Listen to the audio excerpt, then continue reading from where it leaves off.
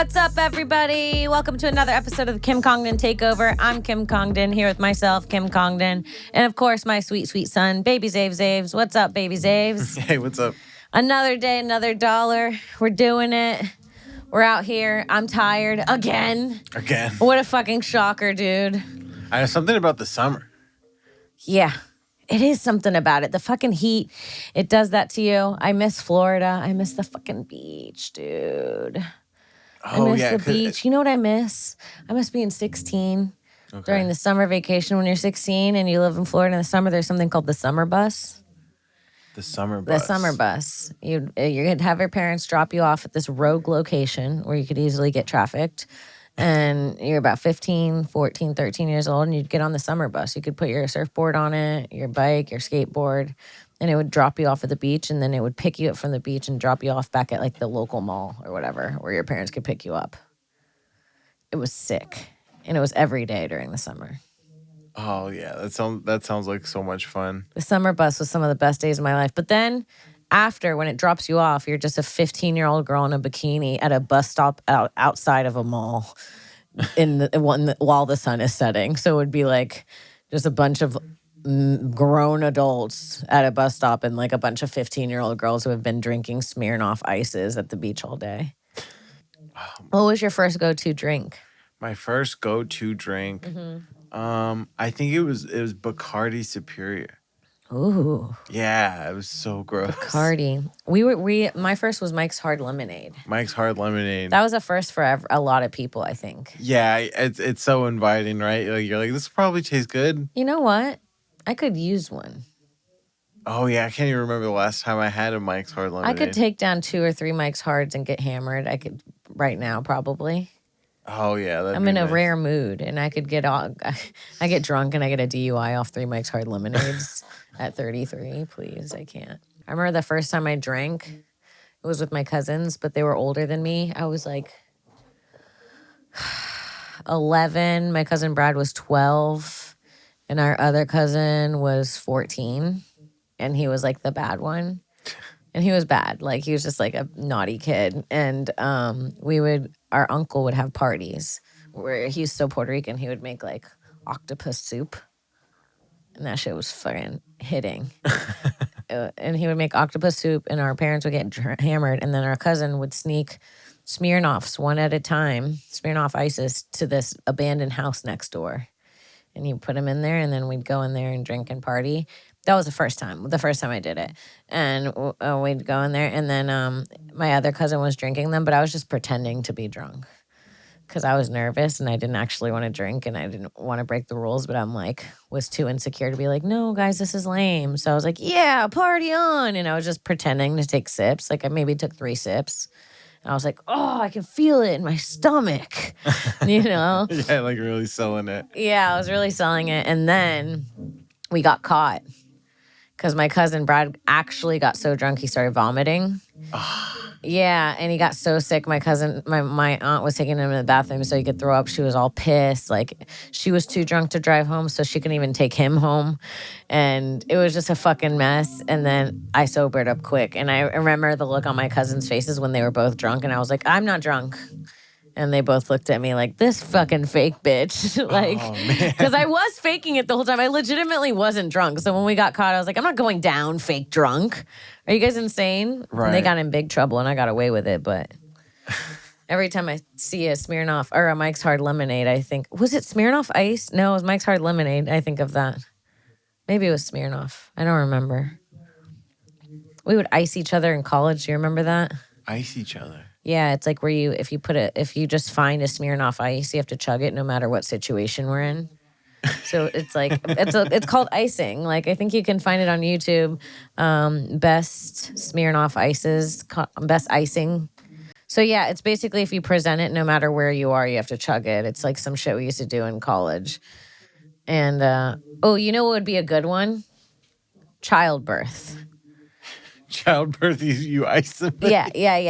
You're pregnant, right? You and your husband have been icing each other. This is the scenario. You're pregnant. You and your husband have been icing each other since you were in college. It's your thing. You go, I'm going into labor, honey. I'm going into labor right now. We can't even wait to go to the hospital. You hike up your legs and you push and you pop out a Smirnoff. Iced.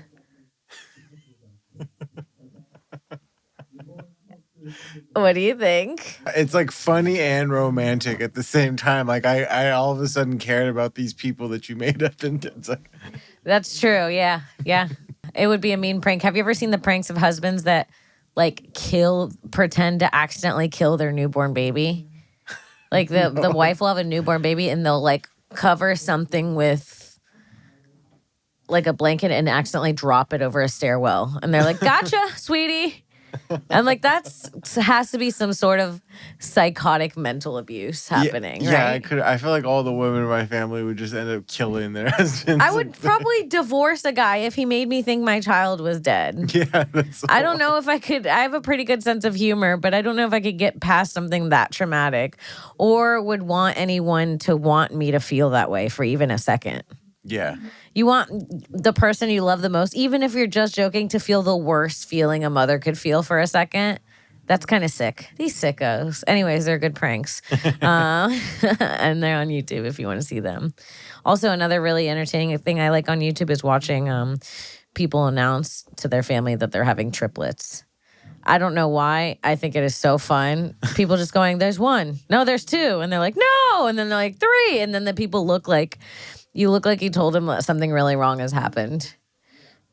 Oh, yeah. A triplet pregnancy announcement hits. Okay. First of all, this video, we don't need the time lapse of the casual lawn party. Doesn't this seem personal? Yeah. What's up with the gender reveals being so public?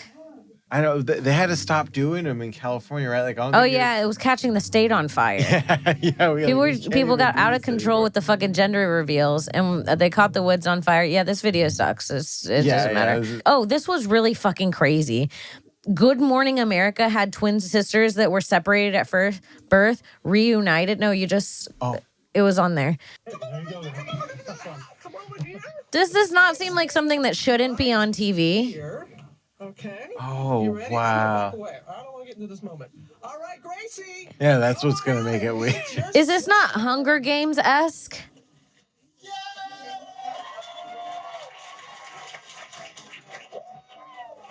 Why are they zoomed in on these children's faces while they're meeting each other for the first time? Shouldn't this have been not done with people with yellow wristbands watching behind them?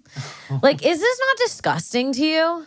Yeah, that's a lot. Why would they do this? This should have happened in a quiet home where they had like a fun lunch plan for the girls after. No? Look at the people in the back like like in the VIP section for the Asian children twin sister reunion. Like, what is the fuck is wrong with people? Am I crazy for feeling like this is nuts? Let's play. Let's see what else they're going to say. Like, what can you even say to a...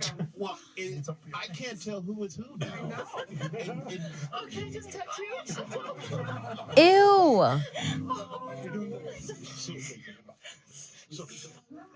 I mean, we're so happy. I'm not at a loss of words. This is overwhelming for me because I'm a father. Can you pause? Yeah. Michael Strand, you're at a loss for words because this is a child abuse on TV. I don't know what else to say. What's going on? Why are there adult men at a twin sister emotional reunion on Good Morning America? Why are there any adults? Why is this happening? No, it's so weird. It's fucking freaky. And these girls are literally they're like 9 years old and they're hyperventilating because they just fucking imagine how traumatic it is to have a twin. You probably feel it on some weird emotional connection that something's missing. You see them for the first time in the morning and then you have to look over at Michael Strahan's lispy ass. I'm done. This was weird as hell. Both of these parents need to be investigated on each side. Look at the people in the back tables just staring. Someone call the police. Yeah, Someone call the cops right now. What the hell, dude? Anyways, it's really fucking weird. But what were we, I forgot where we were going to pull up. I don't even remember anymore. I got so upset about the twins. God. God, that fucks me up. It's like when something traumatic happens, you're like, I need to go write. Yeah. I need You're gonna go journal about this. I need to talk. I need to write a song. I feel like I'm really good at writing songs. Oh the yeah, spot. yeah. You're, I swear to God, you're writing more and more of them, right? I have a secret talent. Me and my boyfriend went to East Texas to pick up a king bed from his family that they were giving us to put in our place in Austin. Oh, cool. And so we rented this U-Haul, so we had a 4-hour trip. And I brought the mini karaoke machine that me and Sarah used to sing "Torn" on that Joshua Tree trip. And and I made up country songs. Did I tell you about Bar Angel? I told you about Bar Angel. I heard a little bit about Bar Angel. Yeah, so I'm actually talented. I could write a blues song right now. Pull up some blues. I'll write blues about the twins that got seen on Good Morning America. Blues instrumentals, blues songs. Yeah, royalty free, please. Wait, yeah, chill instrumental blues, royalty free background. Hell yeah, dude. Okay. Hey.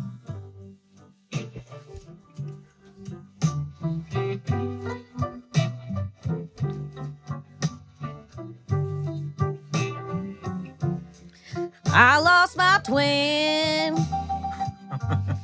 Where did she go? Yes, I am Asian and I am alone, but I'm feeling so strange because I am not in my home and these people are white.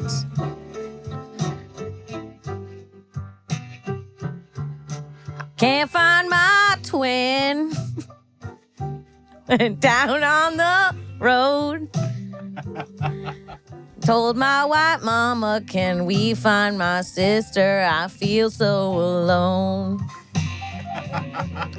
She said, well, babe, I think that we can. Just let me call up this black dude I know right now. His name is Mike Strahan. We'll put up a wall and sell those wristbands. We will make a profit off your little Asian hands. We'll lift up the wall. We're watching you cry. We're making this money and now I am feeling so goddamn alive. Well, thanks, little babies. You sacrifice your emotional well-being for the livelihood of 4 white parents who have already lived a good life because they could afford adoption. Yeehaw! What do you think? What do you think? I love it. I like you like anticipate the change up so good. That was good. What do we name that song? Asian Reunited. Asian Reunited. Yeah, Asian Reunited. That's one of my hits, dude. Asian Reunited. I should make a Spotify playlist. Yeah. We'll get a playlist going of all these songs. You got the good breakup song with Josh. Oh yeah, breakup heartbreak karaoke. That was so fucking great, dude. You know what I did the other day that was really awkward? I hadn't seen someone in a long time that I saw, and I was like, "How's the family?" And they had to be like, "I'm divorced now." Has that ever happened to you where you have to be like, "Oh, sorry, dude"? It's weird. It's awkward to have to tell someone you're single again because everyone will ask. If you have a significant other and you're with them all the time, when you break up, Oh yeah. everyone will start asking. I've definitely had that relationship. It gets so awkward. Yeah, and you have to be like, yeah, we're broken up like a million times too. And I don't know. Breaking up's just awkward in general too. You're both crying and hugging. You ever had one of those breakups? A cry hug breakup? Yeah. Where like you guys like can't decide if you're friends still. Yeah, Or yeah. Or you're like checking in with them about why you feel bad. Yeah, and you don't know like after a breakup like what the boundaries are. Where you're like, Oh, it's so should I awkward. tell him that our new show, this character is gonna, like you're like, should I? He would want to know that. He would want to know we are friends. Meanwhile, he's like knee deep in some hooker. Yeah. He's like, I'm like, I should tell him about the new episode of OC.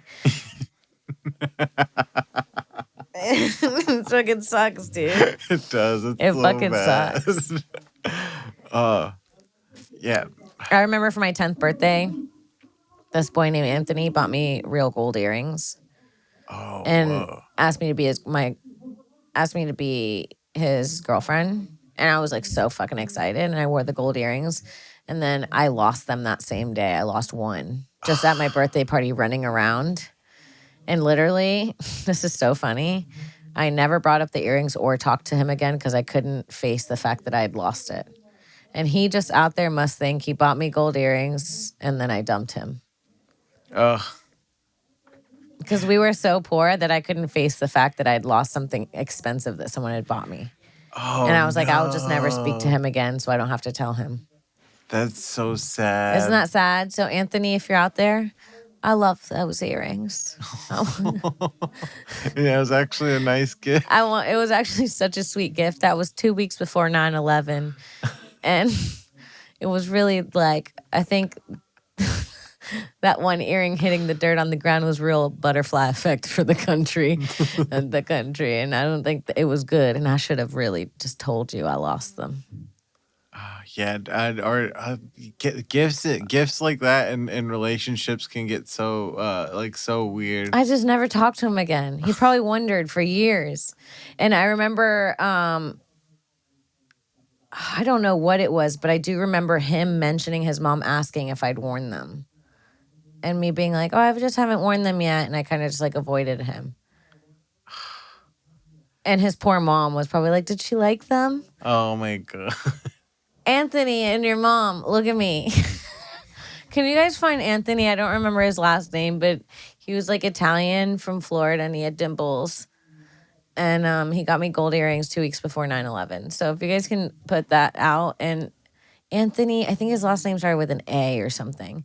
But if you guys find him, let him know I'm so sorry. What's your rule of thumb of like receiving gifts after a breakup? Like are you giving them back or you're like this is fucking mine now or It depends on what the breakup was. okay. If you cheated on me, I'm keeping everything and plus more. And I'm also taking some of your shit. And I take interest for cheating. Sorry. Okay. You Like can't what- buy time. They say that, right? So I could take all your shit and still wouldn't be enough. What do you want me to say? You wasted my time. Oh my I god. take your shit. I know I took an ex's watch because of that. Yeah. I thought I Good on you. I thought I had like It's time for suspicion. me to leave. Yeah. It's time for me to respect myself as a man. You took the watch and you're out, dude. Oh my god. Yeah. Dude, fuck it. And you know what? I don't think really gifts should be given back anyways. A gift's a gift. No, Even yeah, if you break I up, would a agree. gift's a gift. I would agree. This happened to me though. I had a friendship breakup. And that was really awkward because you know when you're friends, you have each other's stuff. Yeah. And it was just weird because we just never talked again. But I still like had her like, you know, hoodie that I liked. So I'd wear it out sometimes. But then you'd be like, what if I see her and I'm wearing her hoodie and we're not friends anymore? But it also would feel weird to like bring it over in a bag like we broke up. Like we both were okay with just not talking anymore. But then I was like, if this hoodie's here, I should wear it. You know what I mean? Yeah, like it transferred over, like it's your hoodie now. It's the breakup of the traveling hoodie. What do you want me to say? It's our hoodie now, bitch. Call me if you want it. I'm not gonna not give it back if you ask for it, but if we just don't talk, I'm not gonna be like, when should I bring your hoodie by? Like you were my lover. You know? Yeah. It's also kind of a girl thing to just like if you leave something at someone's house, it's just theirs. It is kind of a girl thing. Not certain girls, only children, they'll come collect their shit. Only children will come get their shit. But if you've ever had sisters, you just give your friends stuff. But them only children, they're a rare breed. Yeah. Yeah. They will come for their things. Ain't no borrowing from an only child. They keep track. They have a inventory of their fucking items, dude. Me, I don't know what's in my closet. Yeah. I don't know who the fuck's shit's in my room. I know. I feel like I leave my shit everywhere. I always I get so surprised when someone's like, "You left your shirt here." I'm like, "Oh, I bought a shirt that looked just like it." Yeah, and I don't get surprised. I go, yeah, that makes sense. I would leave that. I leave. Sometimes I'll think of a piece that I really liked, and I go, where the fuck is that? Does that ever happen to you, where you just see a picture of you with like a hoodie that you loved, and you're like, where is that thing? I have this fucking sick UPS jacket, and I swear it got stolen. I lost it. If you're out there, Anthony, or my UPS jacket, please call me. I have a problem with losing things. I'm also very clumsy. Very, very clumsy. Were you clumsy as a kid too? Mm-hmm. Yeah. Me too. I like my family would get it stopped becoming like an event where they were like, "Oh, Xavier needs like a Band-Aid." They'd be like, Just "You know how to do it." they're like, just let him bleed, please. I don't know. Yeah, I was very clumsy. Less clumsy, like hurting myself clumsy, but I'm more like I've always been clumsy, like spill things, drop things. Oh, okay. If I turn, I knock something over with my butt. Like I'm just like clumsy in that way. I'm like goofy clumsy. Okay. It's not the best. I think that's a disorder. Can you look up clumsy disorder? Sounds like a good name for a special. Dyspraxia is also known as a developmental coordination disorder. This sounds like what I have, truly. It's a common disorder that affects your movement and coordination. It does not affect your intelligence. It can affect your coordination skills, such as tasks requiring balance, playing sports, or learning to drive a car. Actually, I'm a really good driver. Oh, really? Yeah. Yeah. I don't think I have this. Okay. Wait, symptoms include delays in sitting or walking. Oh, like as a baby. I was like, I can do both of those right now. Tying shoelaces. I did have trouble tying shoelaces for a long time. And I did wet the bed till I was 8. Is that weird? What in the bed till you're 8? I wore diapers till I was 8. Oh, you wore diapers until you were 8. At night, yeah. Okay. That at night makes more sense. 8's a lot, changing an 8-year-old's diaper. Oh man! And then were you the oldest, or I was the oldest. You're the I feel like I don't know. I feel Me for and my you. 5-year-old sister were both in diapers together. I was 8, and my mom had 2 kids in diapers. I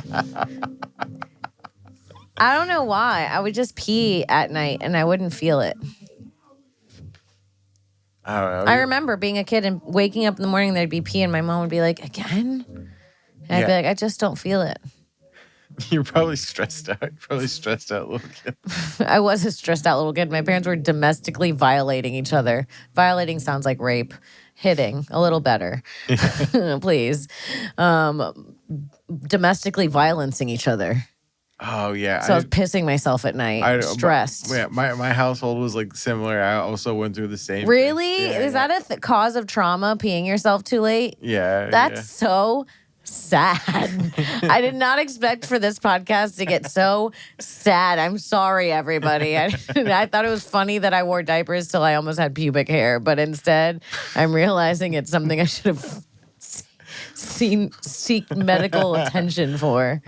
When you say it like that, when you're leaving pubes in your diaper, that is kind of You know it's bad when you're leaving a pube in your diaper. It's time to stop. Don't wipe me, mommy. I'm gonna come.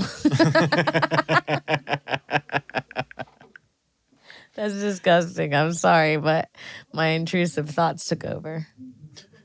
I thought of a person in puberty in a diaper getting changed, and it fucked me up. But yeah, I peed the bed till I was 8. Sorry. What do you want me to say? Yeah, did you have like a routine? Oh, I was not. I got banned from drinking water before bed. Okay. And that helped a little. It just stopped. I don't know. When I turned 9, I was like, fuck. You know what it was? It was the threat of not going to sleepovers. People started going to sleepovers. Oh. And my mom's like, I'm not having someone change your diaper. Like, it's already scary out there. Now you're going to have Amy's dad change your diaper in the middle of the night? No. No, dude. No, I barely went to a sleepover. My mom was very strict with whose house I went to. I'll tell you that much.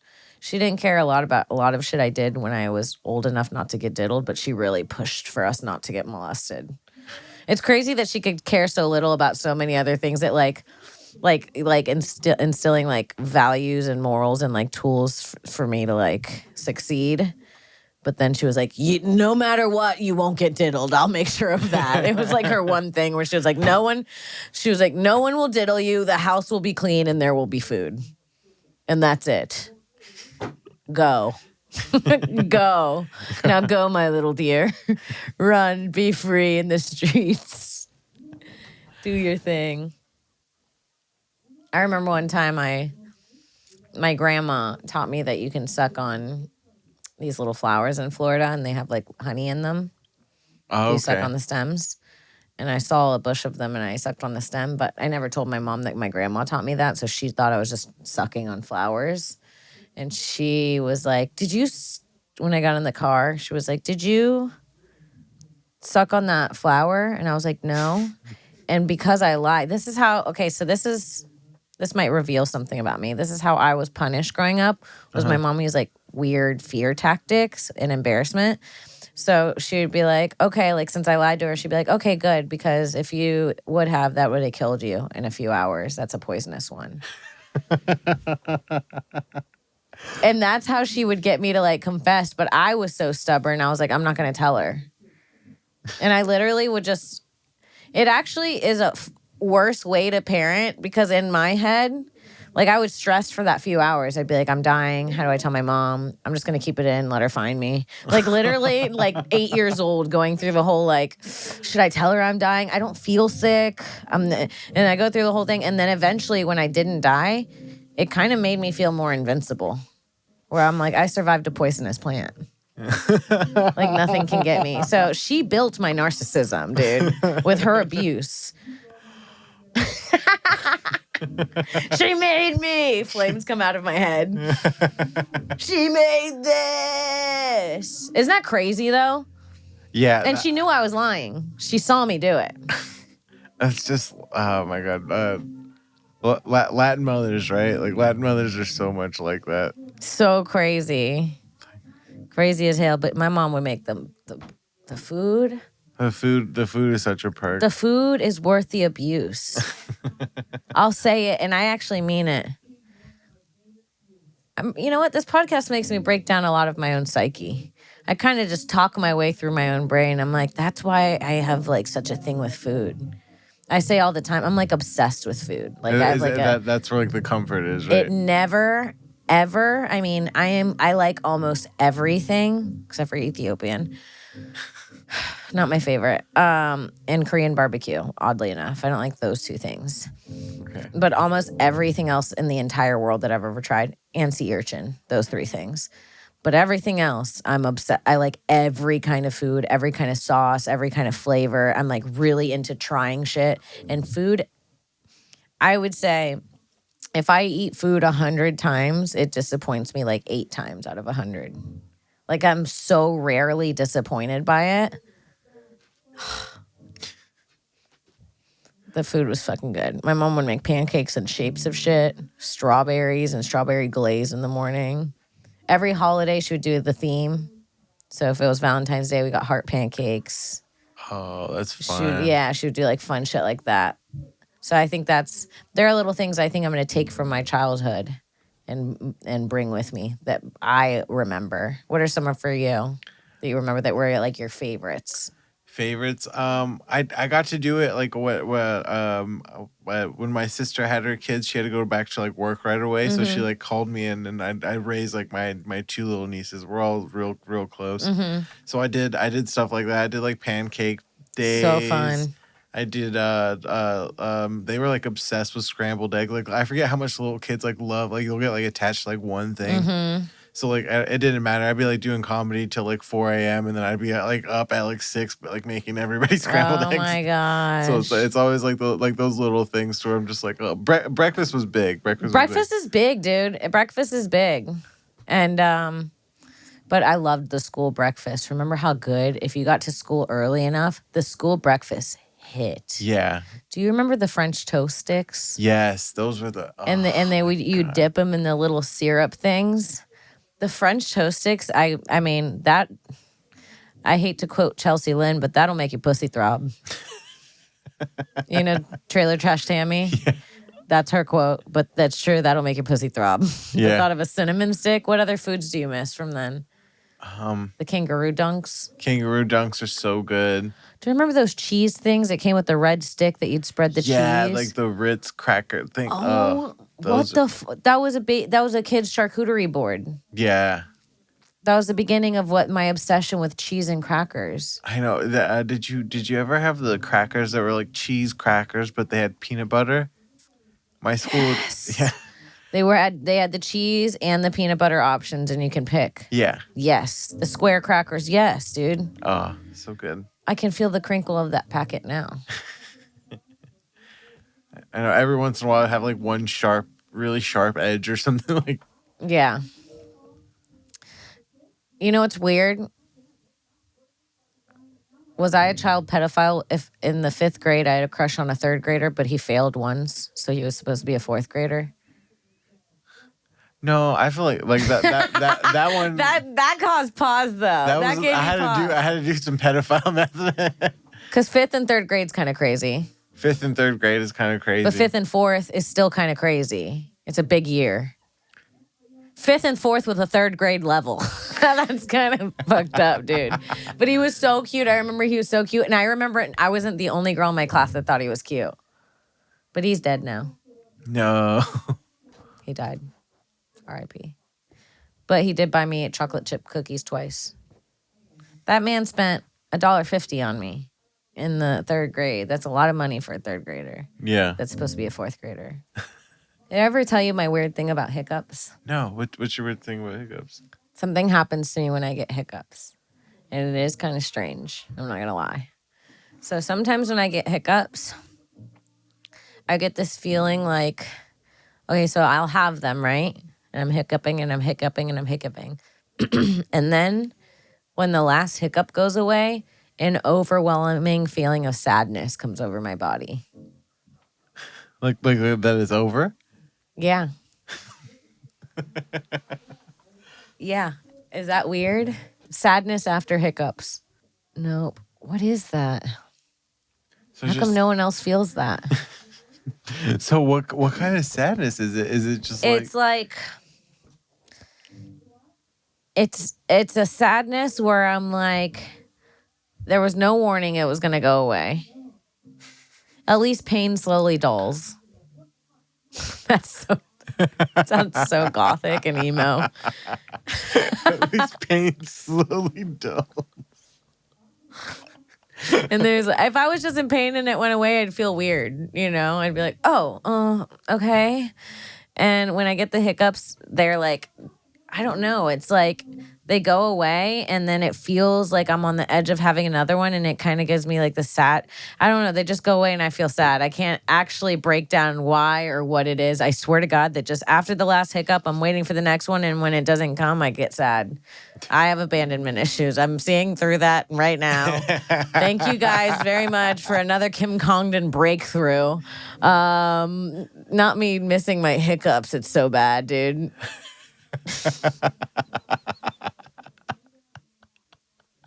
What is wrong with me? Yeah, I That's don't think weird. I've ever heard that before in my life. That's so funny. That's weird. Emotional after hiccups? Google that. I want to find one person that's been through this. If anyone has ever gotten emotional after they hiccup, sound off in the comments. Please, for the love of God. No, substance abuse help. It's just me on drugs. Whoa, how come instead of crying, I get hiccups? Hold on. There's an emotional connection.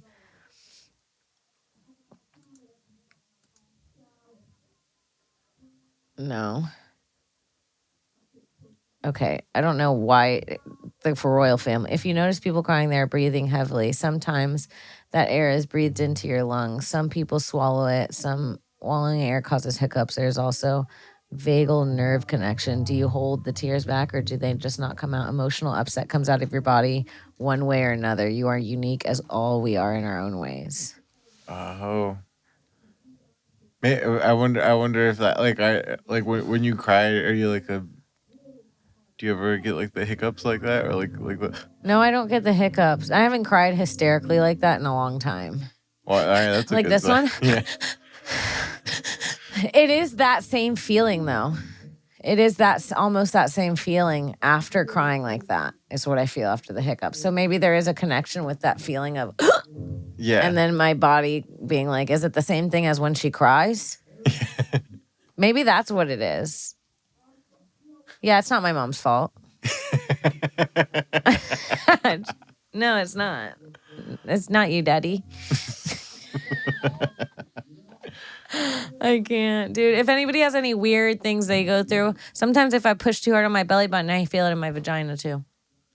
That one I've heard. See? Everyone's weird. Everyone's weird, not just me. It can't just be me, you guys. Please say in the comments that you get sad after hiccups too. There's got to be one other person in the world that fucking feels that. Please. Yeah.